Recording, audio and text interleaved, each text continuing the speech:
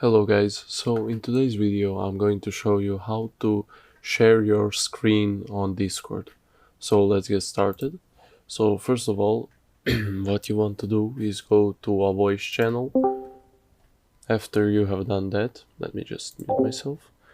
You need to click this. So this little PC icon, share your screen, that's its name.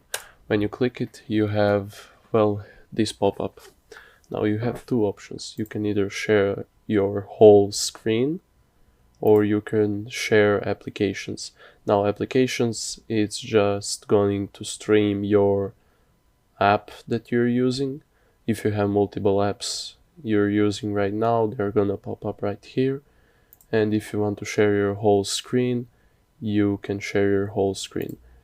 Now one heads up guys, when you're sharing your whole screen, the audio is not shared, so if you want your audio to be heard, you should probably share the specific application you're using. For example, if you want YouTube audio to be shared on your stream, you should stream only YouTube, not your whole screen.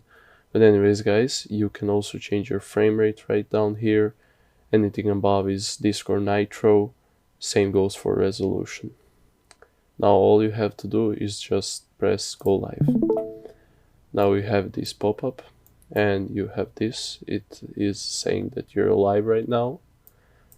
Now as you can see, if you, well, you can see in this window that it's streaming my whole screen. Everything I do is streamed.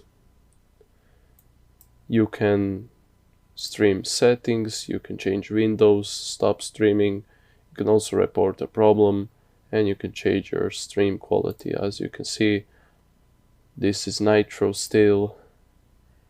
And yeah, to end your stream, just press stop streaming and that's it.